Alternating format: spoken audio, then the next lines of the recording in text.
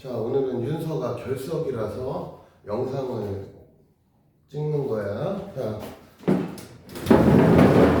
우선 공지사항이 있어. 공지사항. 여기 여러분들도 우리가 지난번에 얘기했지만 이제 3월에 개강을 하면 통합과 여러분들 본격적인 내신 대비 해서 교재를 O2로 바꿔가지고 시작을 할 건데, 다음 주까지 여기 있는 멤버 중에 또 여기 동영상 보는 윤서도 그렇고, 내가 그 수업을 3월부터 통합과학을 4시야. 4시 스타트. 지금은 우리 수업은 1시지만 4시부터 한다고 전에 분명히 공지를 했고, 그 수업을 들을지 안 들을지를 학원에다 얘기를 해줘. 왜 그러느냐? 학원에서 몇 명이 수업을 들을지 안 들을지를 조사를 해야 되잖아. 그러면은 우리도 여러분들이 수업을 듣겠다 해서 몇 명 이상 이렇게 만들어지겠다 그러면 그 반을 만들면 되는데, 인원이 없어. 그러면 당연히 반이 안 만들어지겠지. 그치? 그럼 그 시간에 다른 반을 만들든지, 뭐 내가 예를 들면 쉬든지, 뭐 이제 뭐 해야 될 거 아니야. 그래서 전에도 얘기했지만, 보경이가 만약에 듣겠대.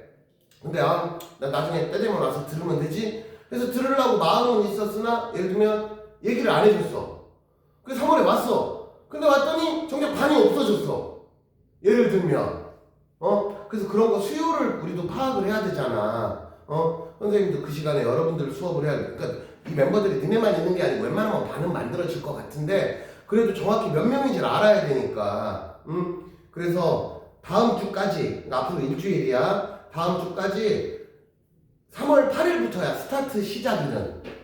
3월 8일부터. 왜냐면 우리가 마지막 수업이 다음 주야. 여러분도 아시다시피 우리가 마지막 수업이 다음 주니까 3월 8일부터 그래, 2월 3월 8일인가 7일인가? 8일 맞지? 우리가 2월 28일이 마지막 수업이니까 3월 8일이 아니라 3월 7일인가 보다. 3월 7일부터 우리가 수업이 시작이니까, 여러분들은 만약에 수업을 듣는다 치면 쭉 그냥 연결해서 그냥 진행을 할 것 같아. 그래서 그거를 다음 주까지 학원에다가, 나한테 얘기할 필요 없고 학원에다가 정식으로 여러분들이 이제 어머니 통해가지고 뭐 이제 3월부터 통합과학 내신 대비 수업을 듣겠다. 4시에 스타트야. 수업 시간은 4시야. 그거를 얘기를 꼭 해줘. 집에 가서 엄마한테 꼭 좀 얘기를 해줘. 그래서 좀 여러분들이 뭐 안 듣는 사람은 상관이 없어. 근데 혹시라도 나는 듣겠다고 했는데 뭐 이제 뭔가 꼬인다거나 그런 일은 좀 생기지 않도록 그렇게 부탁을 좀 드리겠습니다.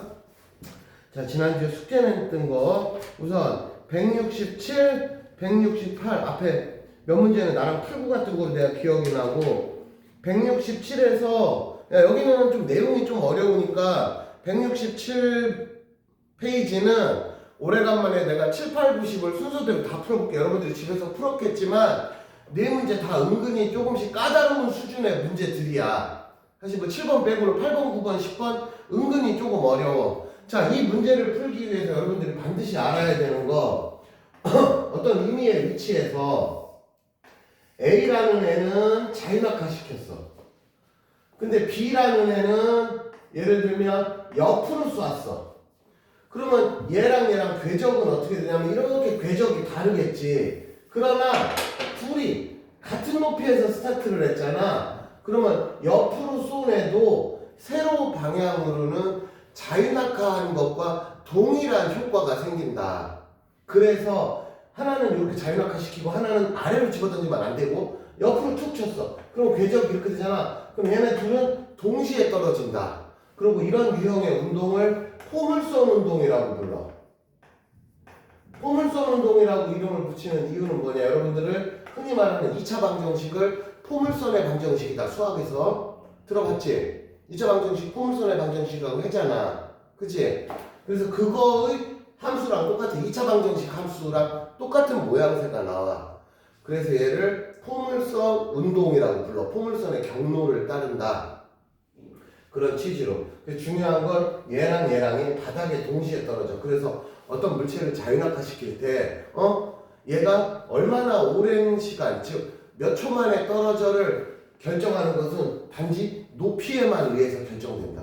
한마디로 높이가 높은 데서 떨어뜨리면 당연히 시간이 오래 걸리고, 높이가 낮은 데서 떨어뜨리면 금방 떨어진다. 그러니까 옆으로 얼마나 세게 때렸냐는 옆으로 얼마나 멀리 가느냐를 결정하는 거지, 얼마나 빨리 떨어지느냐랑은 아무 상관이 없다. 옆으로 아무리 빠르게 던져도 높이가 똑같다면 땅바닥에 떨어지는데 걸리는 시간은 똑같다. 그럼 옆으로 빨리 던지면 뭐가 달라? 옆으로 멀리 가. 여기 7, 8, 90 문제들을 푸는 그 기본 컨셉이 요런 거랑 상관이 있는 내용들이야. 그래서 7번부터 그냥 여러분들이 요 내용이 아직 익숙한 내용은 아니잖아. 그리고 여러분들 입장에서 막 내용이 되게 쉽다 그런 내용들도 아니야. 그래서 내가 먼저 이제 순서대로 다 풀어보는 거야. 자, 그림은 수평 방향으로 2m/s의 속력으로 던져진 물체가 포물선 경로를 따라 PQ를 지나며 운동하는 거야. 자, 운동하는 과정에서 운동 자체는 옆으로도 가지만 주의할 점이 있어요. 중력은 무조건 아랫방향이야. 얘들아, 옆으로 운동한다고 해서 중력이 옆으로 작용하는 건 아니야. 그러면 왜 옆으로 가? 처음에 옆으로 밀었으니까. 처음에 옆으로 한번 밀었기 때문에 옆으로 가는 것 뿐이지, 얘는 운동하는 내내 중력은 시종일관 무조건 수직 아래 방향, 이걸 다른 표현으로 연직 방향이라고 불러. 수직 방향을 연직 방향이라고 불러. 자, 문제 풀어보겠습니다. 물체의 연직 방향, 즉 세로 방향의 속력은 무조건 아래로 내려올수록 빨라져. 그래서 여기서 여기 봐봐. 얘가 P야. 얘가 Q야. 그러면 옆으로 간 거는 신경 쓰지 말고 위아래만 신경 쓰라고. 그럼 얘보다 얘가 위에 있네, 얘가 밑에 있네, 그럼 무조건 얘가 빠른 거예요. 그렇게만 신경 쓰면 돼요. 그래서 물체의 연직이 수직이라 그랬어. 속력은 P에서가 빠른 게 아니고 Q에서가 빨라. 그래서 기억은 틀렸어. 운동하는 동안 물체에 작용하는 중력의 방향과 운동 방향은 다르지. 왜 그러냐면 운동 방향은 이렇게 옆으로 가고 있잖아. 이게 화살표가 운동 방향이야. 실제 움직이는 방향. 근데 중력은 계속 이 방향이라고. 얘랑 같은 방향일 리가 없잖아, 당연히. 그래서 니은은 틀렸다는 거야. 이런 경우는 같아. 어떤 애를 그냥 자유낙하 시켰어. 그래서 얘가 수직으로 이렇게 떨어져. 그럼 이런 경우는 운동 방향과 중력의 방향이 같은 방향이 맞지. 근데 옆으로 가는 애는 아니란 말이야. 그래서 니은도 틀렸어. 물체를 수평 방향으로 던진 순간부터 수평면에 떨어지는 데까지 몇 초 걸리냐. 자, 요거는 어떻게 보냐면 높이를 안 알려줬는데 몇 초 만에 떨어지는지 어떻게 알아요? 자, 이 문제는 가로 방향으로는 등속도 운동을 한다 해서 힌트를 찾으면 돼. 자, 봐봐. 얘가 처음에 2m/s로 밀었어. 2m/s가 상징하는 의미가 뭐냐? 1초에 2m씩 간다는 거야. 근데 복용아, 그 옆으로 몇 미터 갔어? 그래. 그럼 2m/s로 옆으로 10m 가려면 5초로 가. 그러니까 한마디로 제가 출발해서 저기 바닥에 떨어지는 데까지가 5초 걸린다. 그거는 가로 방향의 속도로 찾은 거야. 응? 그게 결국에는 떨어진 시간이기도 한 거고. 그러니까 이건 높이를 찾은 게 아니라 가로 방향 이동거리로 힌트를 얻은 거야. 그래서 디귿만 맞았습니다. 자, 8번 볼게. 그림은 같은 높이에서 A를 가만히 놓는 순간 B는 수평으로 던졌어. 아까 방금 얘기했지만 얘네 둘은 동시에 떨어져. 그래서 B는 포물선 경로를 따라 운동해서 B가 수평면으로부터 높이 H를 지나가고 있대. 응? 그러면 자, 또 이거 똑같아. 얘는 여기서 이렇게 왔고 얘는 여기서 이렇게 가는데 얘가 여기쯤에 있잖아. 그럼 얘는 어디 있냐면 똑같이 여기에 있는 거야. 한마디 얘가 여기 왔을 때 얘는 반드시 같은 높이상에 있어. 그래야 같이 떨어질 수가 있는 거지. 자, P점에서의 B의 수평 방향의 속력은 변하지 않아. 얘들아, 가로 방향의 속력은 절대 변하지 않는다. 이건 아예 외워버려. 가로 방향의 속도는 처음에 V였어. 그럼 운동하는 동안에도 가로 방향의 속도는 변하지 않는다. 이런 거 그냥 외워. 수평 방향 속도는 변하지 않는다. 그래서 기억 맞았어. 운동하는 동안 A랑 B는 무조건 수직 방향으로만 가속을 받고 그 가속도 값이 얼마냐면 그게 중력 가속도 G만큼이야. 그래서 중력 가속도 G는 질량하고 상관없이 모든 물체들한테 동일하게 적용이 돼. 그러니까 동시에 떨어지는 거야.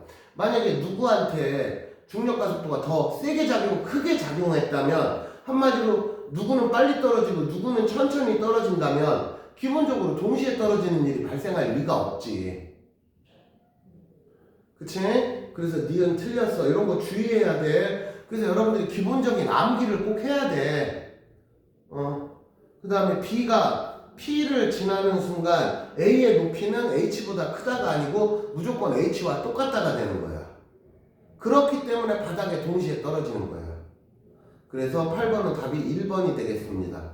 자, 9번도 방금 8번하고 똑같은 얘기야. 저렇게 자를 튕기면 어떻게 되느냐? 그림에서 A는 자유낙하가 되는 거고 B는 옆으로 툭 친 거 같은 게 된다. 그 상황이야. 그럼 이게 똑같은 거야. 이거 칠판하고. 그럼 낙하하는 동안 A의 속력은 일정하게 증가해. 그 일정하게 증가하는 비율을 우리는 중력가속도라고 이름을 붙였어. 그래서 기억 맞았어. A와 B는 동시에 도달해. A와 B에 작용하는 중력의 방향은 무조건 수직이야. 야, 중력의 방향이 변하는 건 없어. 중력 방향은 무조건 수직 방향이야. 그래서 기억, 니은, 디귿 다 맞았어. 그 다음에 10번. A와 B의 운동. A는 등가속도 운동을 한다. 가속도가 일정한 운동을 우리는 등가속도 운동이라고 해서 한마디로 빨라져. 얘들아, 빨라지면 등가속도, 안 빨라지면 등속도. 이렇게 구분하면 돼. B는 수평 방향으로 등속 운동을 한다. 맞았지? A와 B의 가속도의 방향은 무조건 수직 방향. 가속도가 왜 생겨? 중력 때문에. A와 B의 중력 방향은 똑같다. A와 B의 가속도의 방향은 똑같다. 같은 말이야. A와 B의 연직 방향의 단위 시간당 속도 변화량. 얘들아, 그 단위 시간당 속도 변화량이 가속도랑 똑같은 말이야. 그러니까 사실은 3번하고 4번 지문은 같은 뜻이야. 5번. 자를 더 빠르게 쳐서 B가 수평으로 멀리 가. 그런다 하더라도 옆으로 멀리 가는 거지 동일한 높이에서 또 실험을 하는 거니까 B가 떨어지는 시간은 변함이 없다. 됐지? 여기까지. 그래서 답이 5번이 되겠습니다. 자, 11번 볼게. 자, 11번이 조금 어려운 문제야. 잘 들어봐요. 쟤네 둘 다 옆으로 쐈어. 응? 그러면 얘들아 체크해. 운동하는 시간은 무조건 A가 길어. 운동하는 시간은 무조건 A가 길어. 한마디로 예를 들면 B가 1초 만에 떨어졌다면 A는 무조건 1초보다는 더 걸려, 떨어지는데. 근데 여기서 같은 지점에 떨어졌잖아. 그래서 여러분들이 주의해야 될 게 있어. 얘를 자, 하나는 여기서 쐈고 B네. B를 여기서 쐈고 A는 여기서 쐈잖아. 그럼 실제로 여기에 같은 지점에 떨어졌잖아. 이게 뭐냐면 둘이 뿅에서 같이 왔다가 아니고 실제로 실험을 해보면 어떻게 되냐면 뿅, 좀 있으면 뿅 이렇게 온다고. 즉 무조건 B가 빨리 떨어져. 왜? 높이가 낮으니까. 같은 지점에 도착했다는 게, 예를 들면 같은 지점에 도착했다는 게 동시에 도착했다는 게 아니고 얘 도착하고 조금 있다 쟤 온 거야. 그래서 무조건 얘가 빨리 와. 그래서 운동시간은 얘가 무조건 길어. 자, 그럼 생각을 해봐. 옆으로 볼게. 옆으로 운동시간이 길은데 같은 지점에 왔대. 그게 뭔 소리야? 얘가 느리다는 얘기지. 얘가 같은 거리를 가는데 얘는 뒤에 오고 얘가 빨리 왔어. 얘가 빠르다는 얘기야. 간단히 말해서. 뭐가? 수평 방향 속도가. 그래서 이 그림은 동시에 도착한 게 아니야. 얘가 떨어지고 좀 이따 얘가 온 거야. 동시에 도착할 수가 없어요. 만약에 동시에 도착했다면 어떻게 되느냐면 이런 거야. 동시에 도착하려면 얘 먼저 던지고 조금 있다가 얘 던지면 동시에 도착할 수 있지. 근데 동시에 출발했다면 절대 동시에 도착을 할 수가 없어. 내 말 이해되지? 자, 문제 볼게요. 운동하는 동안 A나 B나 가속도의 방향은 무조건 수직 방향이야. 그러니까 운동하는 동안 A의 가속 방향과 아까도 했잖아. 운동 방향은 같지 않아. 가속과 운동이 같은 경우는 수직으로 자유낙하하는 애밖에 없어. 그래서 기억 틀렸어. 건물에서는 자 근데 여기서 아까 선생님이 얘기했지 동시에 떨어졌대. 그러면 동시에 던졌을 리가 없어. 그럼 어떻게 되느냐? A를 먼저 던진 거야. 왜? 무조건 A가 운동 시간이 기니까. 그럼 A를 먼저 던지고 조금 있다가 B를 던진 거야. 만약에 A랑 B랑 동시에 던졌다면 무조건 B가 먼저 떨어져. 이거 되게 중요한 문제야 얘들아. 니네 시험에 나오면 이거 알 수 있어야 돼. 그래서 A를 먼저 던지고 좀 이따 B를 던진 거야. 동시에 던질 리가 없어요. 그래서 니은은 맞았어. 지금 물체에 작용하는 중력의 크기는 A랑 B랑 같아. 왜? 문제에 뭐라고 돼 있어? 질량이 같은이라는 말이 나와 있잖아. 위에서 두 번째 줄에. 그러니까 중력은 무조건 당연히 자동으로 똑같아야지. 됐지 여기까지? 그래서 11번은 답이 2번이 되겠습니다. 자, 12번부터 17번 사이에는 질문을 받을게. 보경아 뭐 틀렸어? 없어? 승민이도 없어? 없어. 우석이도 없어? 그럼 넘어갈게. 여기 뒷장은 넘어가게. 내가 지금 샘플로 몇 개 풀어줬으니까 어느 정도 감을 잡았을 거야. 자, 운동량 충격량으로 갑니다. 178페이지로 가볼게. 지난주에 앞에 조금은 풀다 갔지 나랑. 그치 맞지? 앞에 저기 뭐냐 176페이지까지는 보경아 나랑 했지 지난번에. 아니냐? 안 했냐? 176쪽만 안 했다고? 아, 그 앞에 그러니까 10번까지는 하고 갔어? 좋아. 그러면 176번, 11번부터 15번 사이에 질문 없어?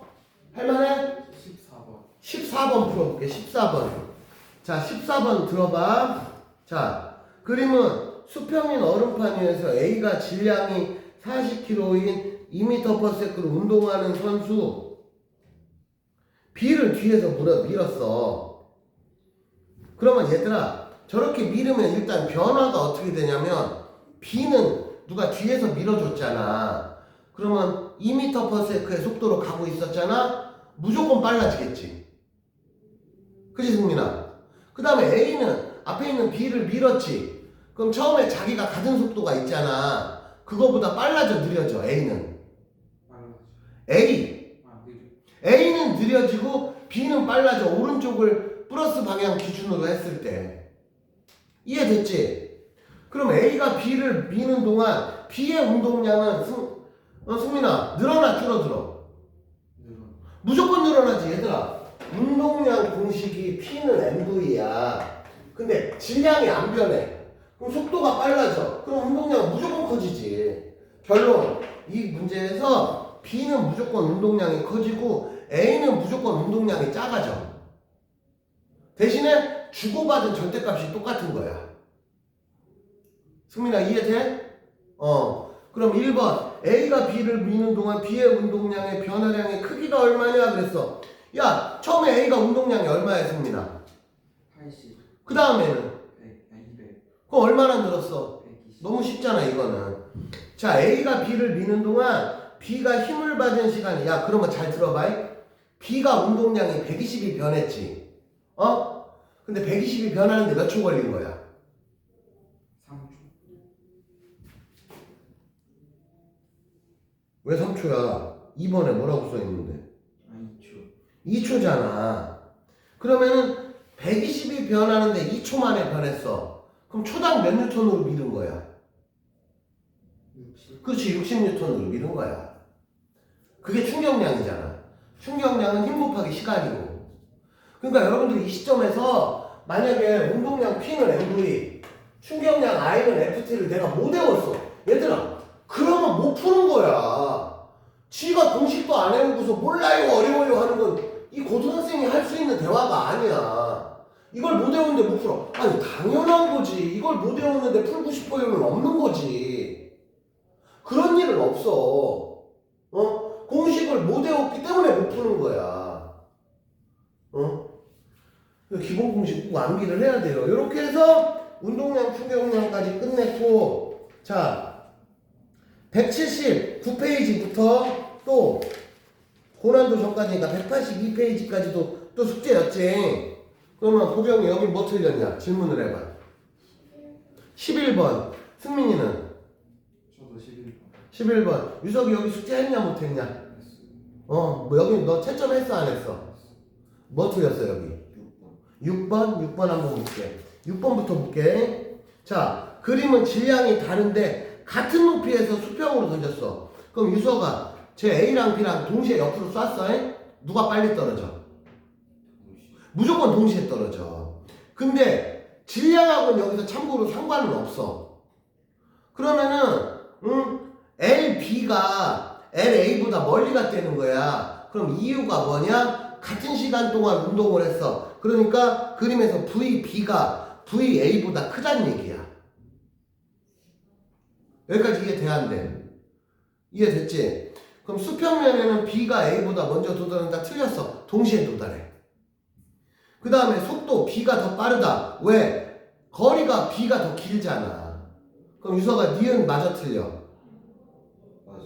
맞았지? 그러면 속도의 비율은 거리의 비율이 다 디귿 맞아 틀려? 맞아. 왜? 같은 시간에 벌어진 일이니까. 한마디로 야 같은 시간 운동하면 당연히 속도 빠른 애가 멀리 가겠지. 근데 시간을 다르게 해주면 한마디로 야 빠른 애한테는 야 넌 10초만 가라 이랬고 느린 애한테는 야 너는 1시간 뛰어봐라. 그럼 느린 애가 더 멀리 갈 수는 있지. 근데 같은 시간에 벌어진 일이라면 무조건 빠른 애가 멀리 가지. 그럼 유서가 답이 4번인 거 이해돼야 한대. 됐어? 11번 가보자. 11번. 자, 11번에서는 포인트가 그거야. 오른쪽 그래프 봐봐. 저게 흰 시간 그래프야. 그러면 흰 시간 그래프에서의 면적이 뭐냐? 충격량을 나타내. 그래서 우선 여러분들이 할 일은 여기 봐봐. 칠판 봐봐. 힘이 20N이야. 그래서 여기가 2초. 그리고 여기가 3초야. 그럼 이렇게 된 거지? 니네가 먼저 할 일은 이 면적 구하는 거야, 면적. 그럼 면적 구해볼게. 여기 이 사각형만 보면 40이지. 그 다음에 얘는 윗변이 1이니까 여기가 얼마야? 10이지. 그래서 전체 사다리꼴 면적은 합이 50이야. 이 50이 뭐냐면 충격량이야. 그럼 물체한테 충격량을 주면 어떤 일이 벌어져? 운동량이 변해. 그래서 운동량이 50만큼 변했다를 알고 문제를 풀면 되는 거야. 자, 그럼 잘 들어봐. 마찰이 없는 수평면에서 10m/s 질량이 5야. 그럼 보경아 얘가 처음 운동량이 얼마야? 50을 처음에 갖고 있었어. 근데 운동량이 얼마가 더 늘어나? 늘어나서 그럼 낮은 운동량이 얼마 돼야 돼? 100이 된단 말이야. 그럼 운동량이 2배가 됐지. 근데 아까 얘기했잖아. 질량은 안 변해. 그럼 속도가 몇 배 돼? 그래. 그럼 속도가 처음에 10에서 얼마로 바뀌어? 20으로 바뀐단 말이야. 그래서 답이 5번이야. 승민아 이해됐어? 그 다음에 13, 14는 안 해도 되냐? 그럼 넘어갈게. 자, 15번부터 19번 사이에 질문. 유석이 질문 없냐 여기? 없어. 보경이는. 자, 여기까지 할만하대요. 요렇게 해서 우리는 운동량까지 다 끝내고 이제 생명 파트로 넘어가겠습니다. 그래서 우리는 186페이지로 넘어갈게요. 자, 지금부터 자 페이지 186페이지부터 186, 187 여기는 세포 소기관이라고 해서 뭐냐면 얘들아 세포가 있어. 그러면 보통 세포의 기본 구조를 보면 세포가 있고 이 세포 알갱이가 이렇게 보통 핵이야. 핵이라는 건 여기에 유전물질이 들어있고 뭔가 근본적인 생존에 관련된 중요한 역할을 하는 애들이 좀 몰려있어. 그리고 이 바깥에를 뭐라고 불러? 세포질이라고 불러. 세포 이제 덩어리지. 그럼 여기에 각각의 소기관, 세포 소기관이라고 해서 세포별로 각각의 하는 역할들이 있어. 예를 들면 식물로 따지면 광합성하는 애가 이름이 뭐예요? 식물에서 광합성하는 애 이름이 뭐예요? 엽록체. 들어봤어 안 들어봤어? 그런 애들 엽록체 있고 뭐 있고 이렇게 여러 가지 각 세포별로 또 디테일한 소기관이라고 불러. 그걸 세포 소기관이라고 불러. 그럼 여러 가지 소기관들이 몇 가지가 또 들어있고, 그 다음에 이 껍데기가 뭐야? 여기가 세포막이야. 그래서 디테일한 세포 구조. 그럼 세포에서는 누구는 무슨 역할하고 누구는 무슨 역할하고 그런 얘기들 나오는 거야. 그래서 여기는 내용이 어렵진 않은데 여러분들이 이제 올해 소위 말하는 중간고사, 기말고사 때 여기 시험 본다고 가정을 해보면 이걸 암기해 갖고 가야 돼.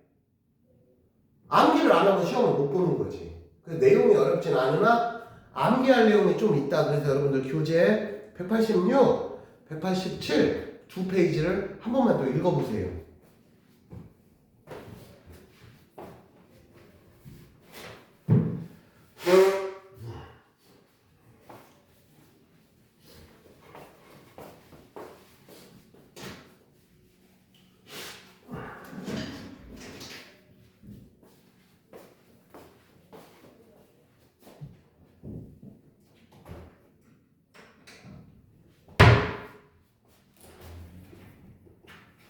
내가 그때 유석이는 내가 전화 한 번에 엄마랑 통화했을 때 4시에 통합과학 수업을 들을 수 있을 것 같다 했는데 어떻게 하기로 했어, 엄마랑? 얘기요. 어? 얘기요. 얘기 안 해봤어? 얘기 좀 해봐. 보경은 어떻게 하기로 했어? 듣는 쪽으로 할 것 같아? 아니 안 듣는 쪽으로 할까? 좀 쉬었다가 하는 걸로? 승민이는? 저 다른 학원이 아, 또 겹쳐가지고?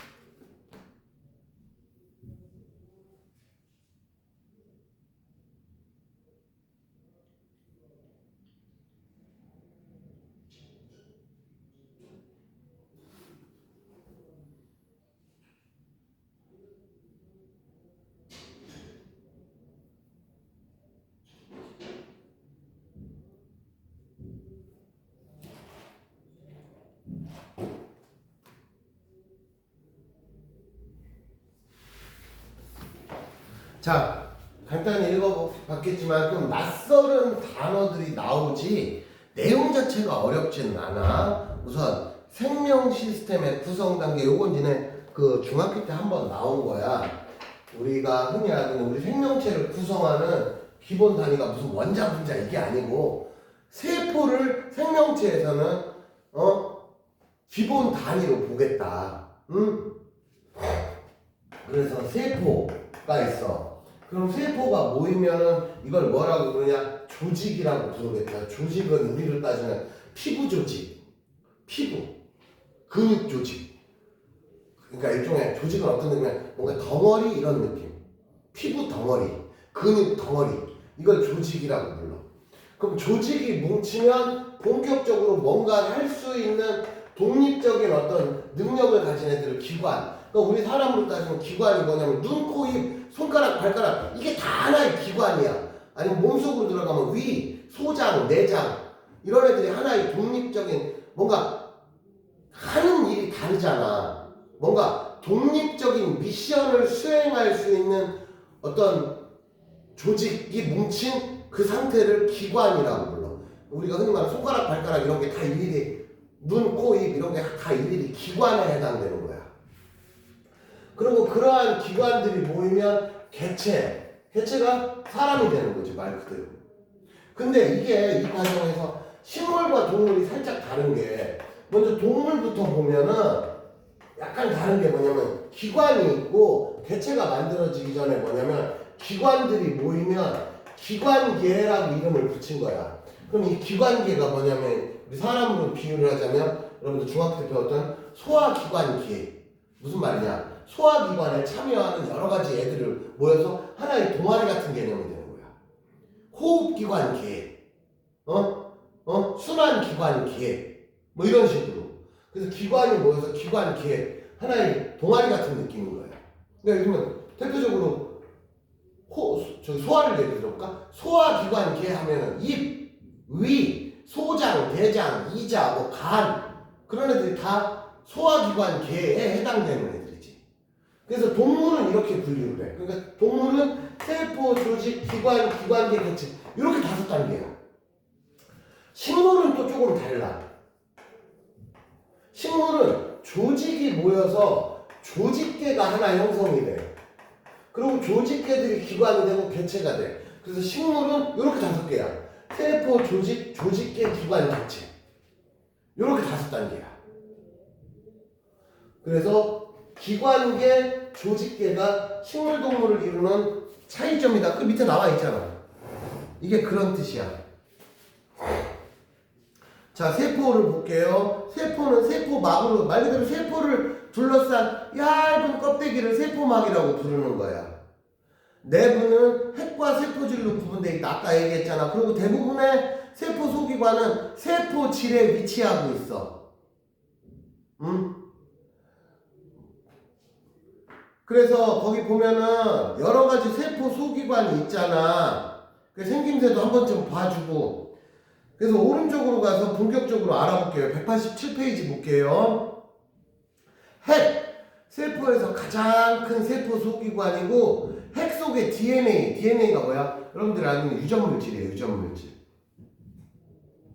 DNA가 유전물질이잖아.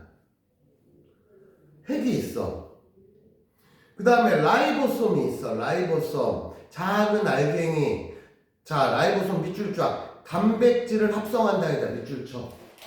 라이보솜은 단백질을 합성한다. 이거 제일 중요한 용어야. 라이보솜 단백질을 합성한다. 그 다음에 소포체. 얘들아, 요새는 우리가 택배라고 부르지만 옛날에는 편지 말고 뭔가 물건을 우체국을 통해 전달해 줄 때 소포라고 그랬단 말이야. 보경아, 소포라는 말 들어봤지? 그래서 소포체가 뭐냐면 전달해주는 역할을 하는 거야. 운반해주는 역할. 그래서 이름이 소포체야. 택배 같은 역할을 해주는 거야. 그 다음에 골지체는 뭐냐면 소포체에서 운반된 단백질을 잠깐 저장했다가 세포 밖으로 내보내는 거야. 그러니까 약간 뭐라고 할까? 중간 저장소 이런 느낌. 그 다음에 엽록체는 아시다시피 동물세포에는 없어 얘들아. 엽록체는 식물세포에만 있어. 왜? 동물은 엽록체가 없어서 광합성을 못해요. 그 다음에 마이토콘드리아도 되게 중요해. 밑줄 쫙. 세포 호흡이 일어나는 장소야. 한마디로 우리 세포가 얘들아 계속 활동을 하려면 2가지가 필요하지. 그게 뭐야? 영양분하고 산소야. 그 영양분을 다른 말로는 포도당이라고 불러. 그래서 거기 보면 마이토콘드리아가 뭐냐면은 한마디로 포도당을 소비하는 장소야. 그럼 포도당을 소비해서 뭐 어쩌라고 포도당을 써먹고 우리 몸에 필요한 활동에 필요한 에너지를 만들어내는 곳이야. 그래서 마이토콘드리아가 포도당과 산소를 소비하는 곳이야. 그 소비해서 뭐 어쩌라고? 우리 몸에 필요한 활동에 필요한 에너지를 만들어내.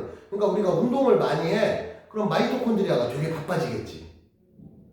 예를 들면 그런 곳이야. 그 다음에 에포는 막으로 둘러싸여 있으며 물, 색소, 노폐물들을 저장하며 동물세포에도 에포가 있는 경우가 있어. 근데 주로 식물세포의 메인으로, 그러니까 식물세포에만 발달되어 있다는 아니지만 식물세포가 에포가 발달된 애들이 많아. 에포는 그런 거고 별로 중요한 얘기는 아니야. 자, 세포막인데 중요한 건 그거야. 세포벽. 얘들아, 세포가 어떻게 생겼냐면 동물세포는 세포막이 이렇게 있으면 안에 핵이 있어. 이게 동물세포야. 근데 식물세포는 어떻게 되냐면 이 세포막이 있고 세포막을 감싸고 있는 조금 더 딱딱한 껍데기가 하나 더 있어. 이걸 뭐라고 부르냐면 세포벽이라고 불러. 그래서 세포벽이 세포막보다 조금 더 튼튼해. 그래서 세포 구조적으로만 보면 동물세포는 잘 쪼개져. 근데 식물세포는 상대적으로 동물세포보다 조금 더 튼튼하다고. 그래서 니네 식물, 우리 나물이나 이런 식물 먹어보면 소화는 잘 될지 몰라도 은근히 질겨. 그렇잖아. 어? 그런 느낌으로 이해를 하면 됩니다. 그래서 자, 그러면 이제 여기서 하나, 동물세포와 식물세포의 가장 큰 차이점이 뭐냐? 그러면 두 가지가 있어. 바로 엽록체랑 세포벽. 엽록체는 이미 여러분들이 알고 있잖아. 동물세포에 엽록체 있을 리가 없잖니. 그리고 하나 더, 요 세포벽. 세포벽은 식물세포에만 있어. 그래서 나중에 시험에 나와. 동물세포와 식물세포의 가장 큰 차이점 두 개가 뭐냐? 그러면 엽록체와 세포벽이야. 여기까지 됐지요?